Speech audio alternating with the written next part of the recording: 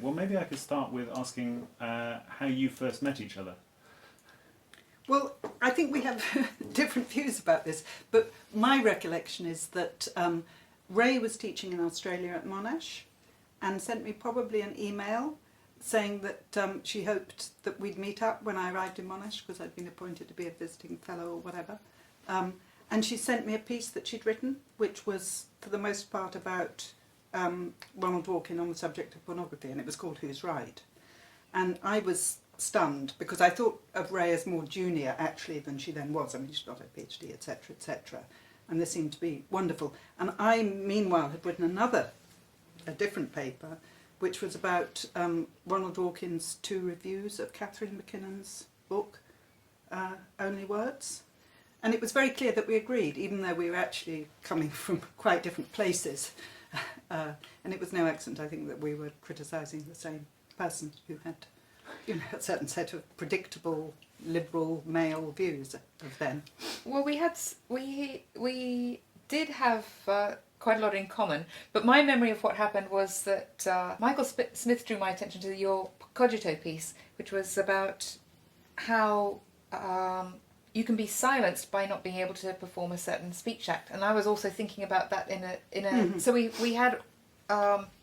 we were both thinking about language use in a very concrete social setting, and how language use could be part of, hierarchical structures that both enable and disable people. So that's my memory of my first sort of intellectual contact with Jen, and then when you were coming to Australia, we were then in touch. And you've both since collaborated as well. Are there points that you disagree about, and you've always disagreed about, and you feel like you're always going to disagree? I think there's something in this area that we fundamentally disagree about, actually. But I mean, the fact that we wrote a piece together shows that there's also something we agree. And in this connection, can I just say, so we wrote a piece together, and of course when it occurs in a bibliography, my name comes first, so it's Hornsby and Langton. And I've often read things which say Hornsby and Langton believe, and then Rae's written much more on this subject in general than I have. And then I'm associated with all of her views, some of which I don't fully agree with.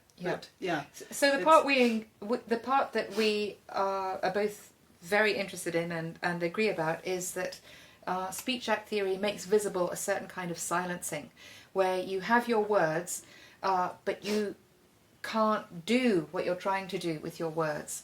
So, for instance, in a sexual context, suppose a woman says no, and she means it as a refusal, and for some reason it doesn't get to count as a refusal. You're saying the right words with the right intention, but it's not counting as an act of refusal.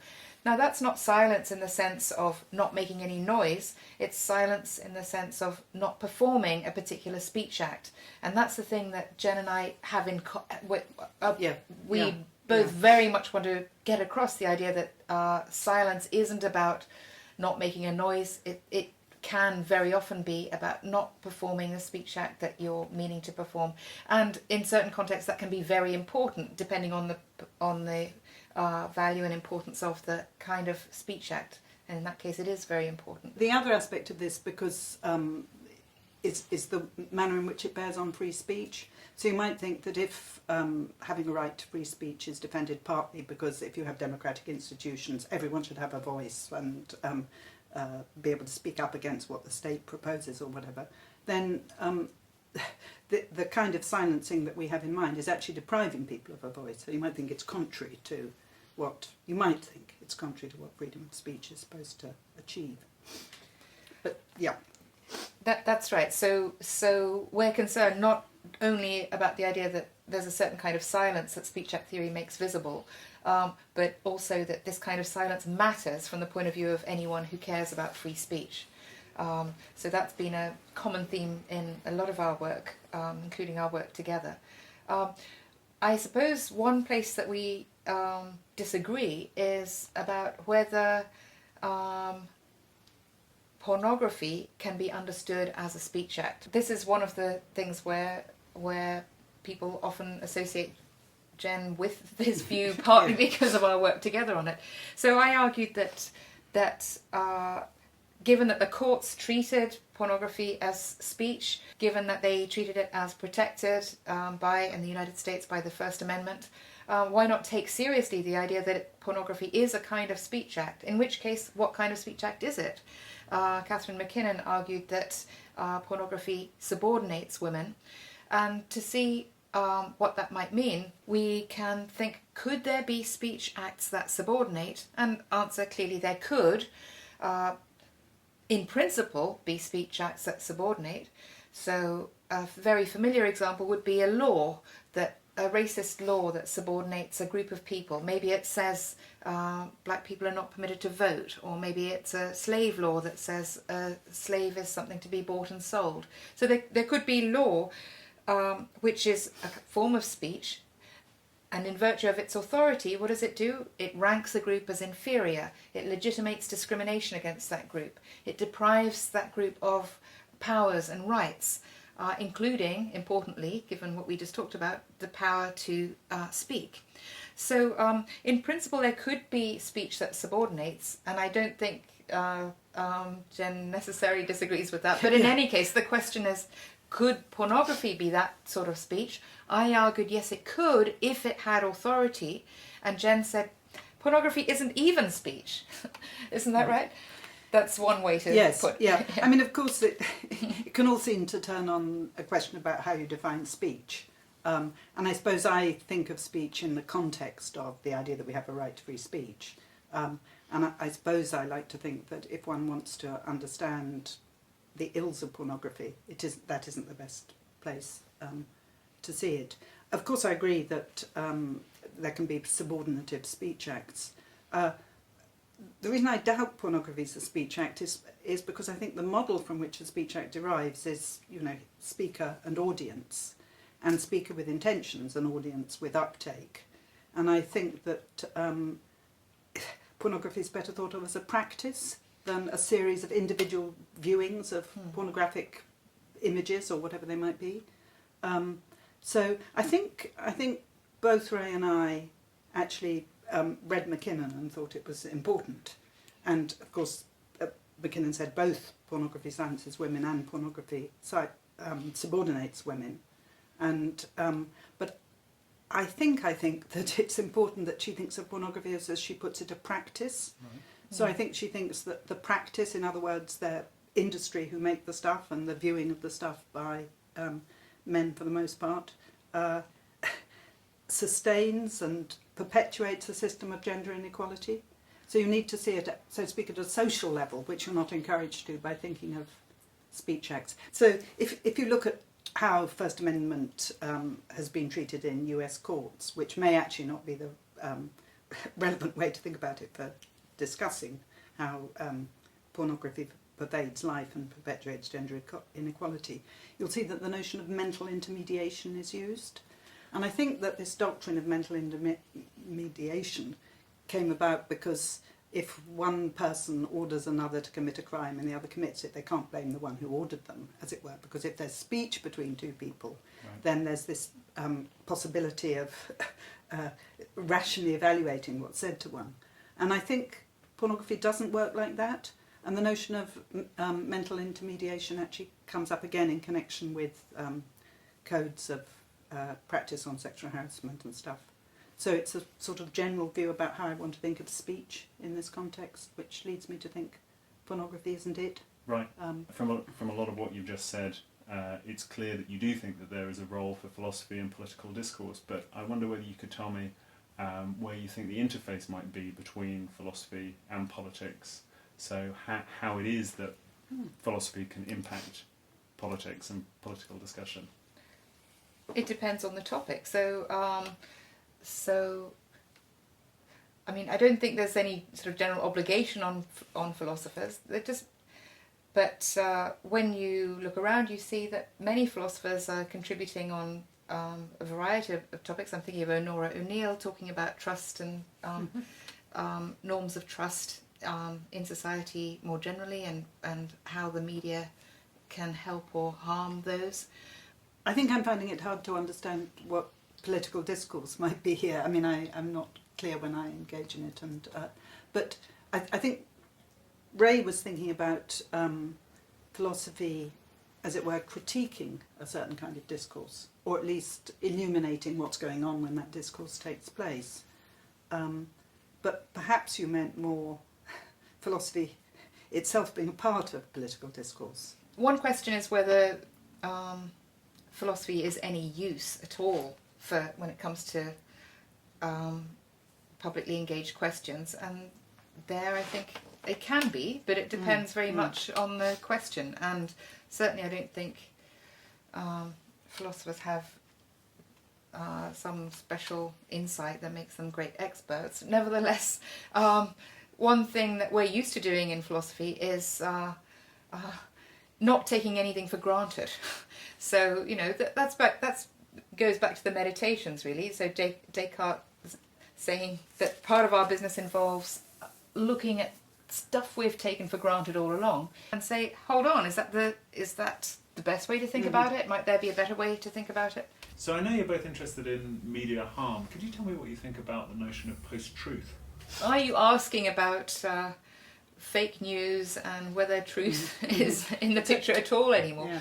I mean, I'm very much actually on J.S. Mill's side, which is to think that the point of free speech in a public setting is about knowledge. He couched it in terms of truth. He put it in terms of what's known as the argument from truth, where freedom of opinion and freedom of the expression of opinion is vital because it's the path to truth, but he actually meant knowledge, because he said truth isn't good enough. If you hold the truth as a prejudice, that's not good enough.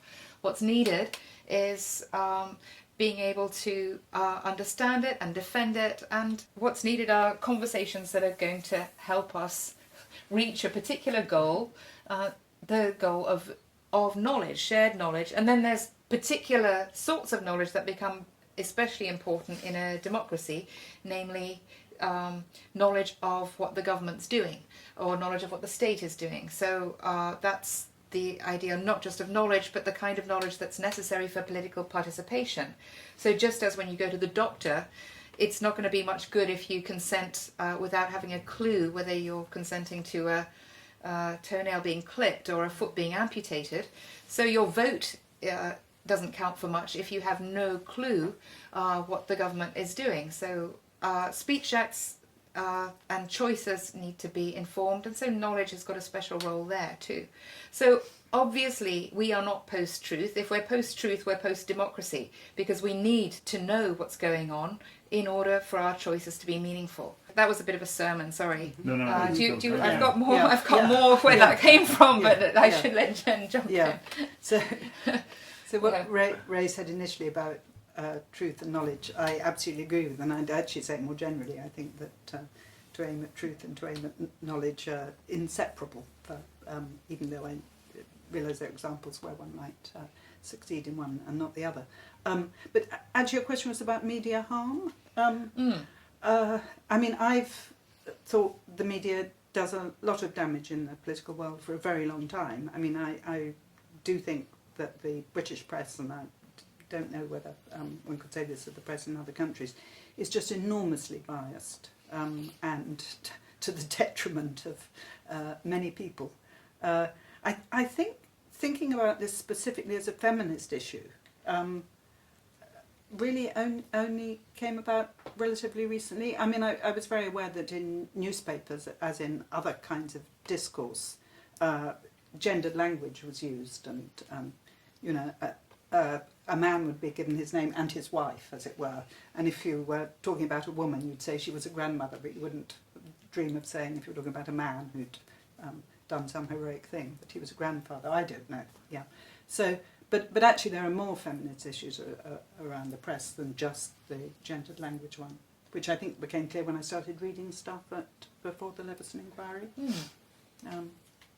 Yeah, so I mean, one thing that became clear to me when I was asked to testify to the Leveson inquiry was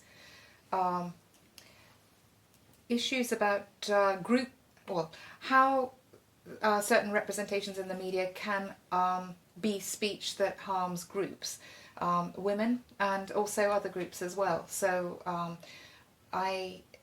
but part of my testimony was to bring out the question, what is the point of free speech? If the point of free speech is knowledge and political participation, what is media speech that's aiming at completely different goals and in fact getting in the way of knowledge and political participation? What do we think of that kind of speech? What is its defense? That it makes money? No, that's not the point of media speech in a democracy. I mean, well and good, fantastic, good on them if they want to make money, but that is not the role of the media in a democracy.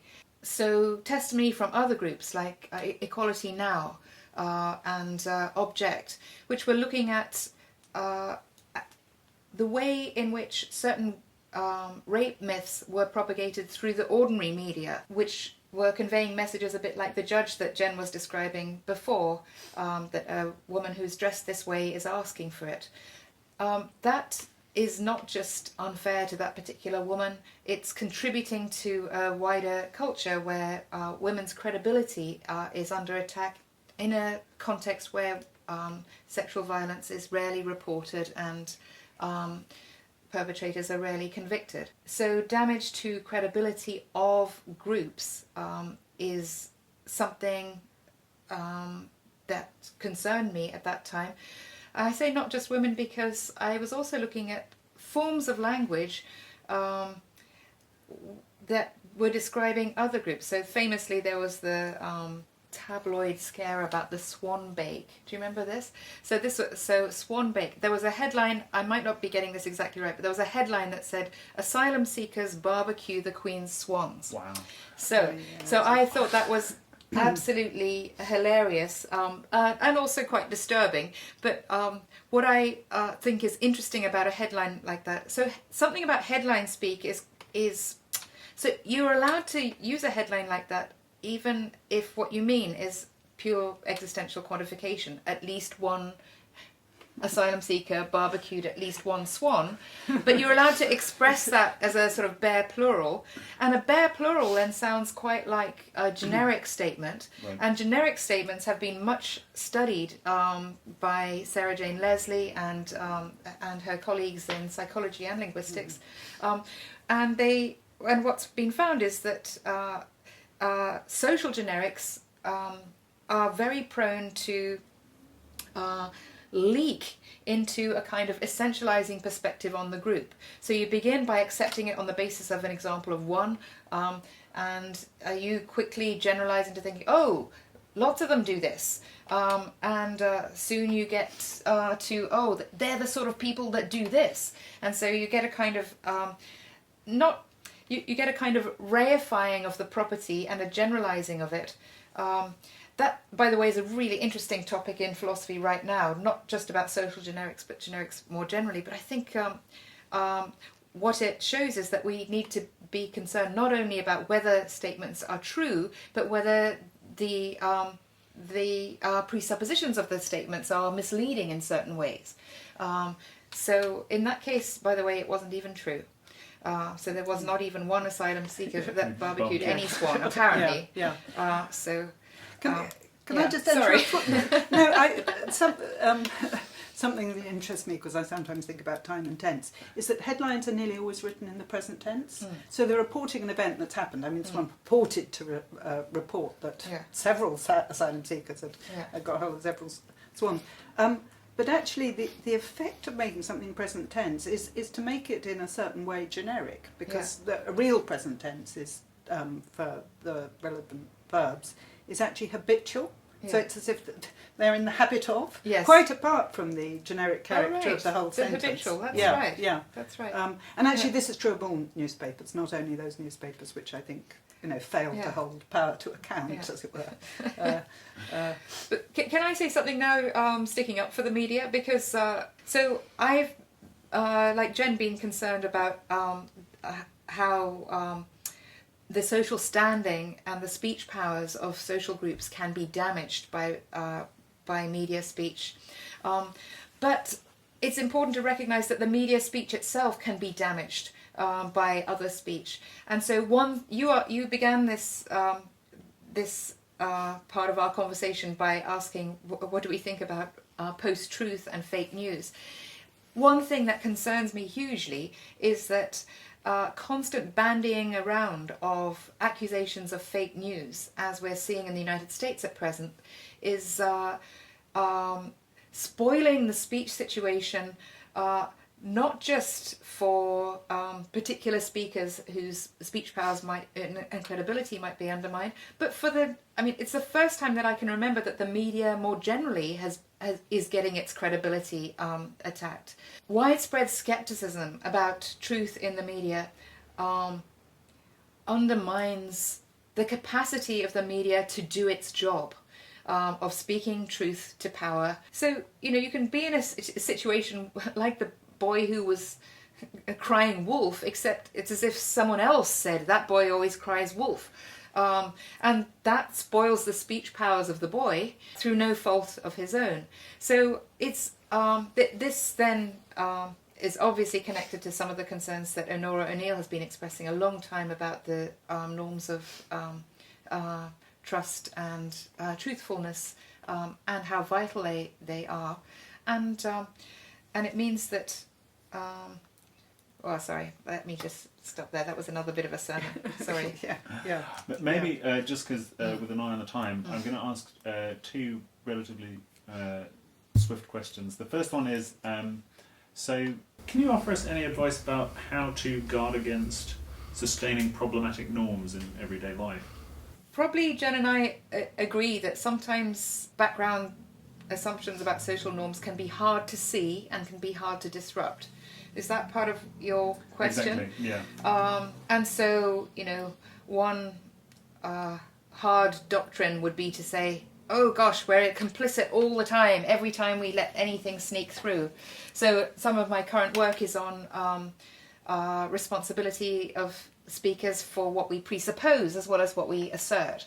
And you should, as many philosophers say, you should assert something only if you know it. You should presuppose something only if you know it. And then if there's all this dodgy stuff in the social norms that we can't help presupposing, we end up endorsing it as known, as communally known, without really trying to. And I think that is tough. Of course, is part of your question, how do we know they're there, or what do we do, or are we all complicit? We are, but life is too. We shouldn't waste too much time pointing the finger. Just do the best we can. Yeah.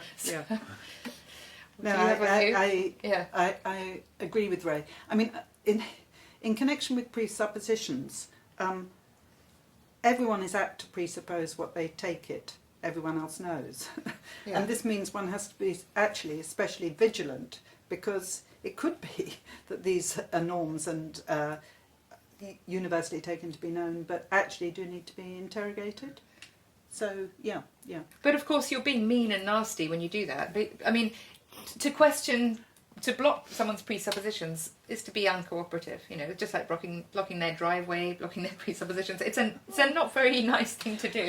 Drawing their attention to them, okay, maybe is all one needs to do. Well, and maybe you can do it and it doesn't necessarily mean, righteous calling out. There are many different ways you can do it, and sometimes, irony and jokes can be more effective than the finger of blame. Yeah. Fantastic. Okay, so final question.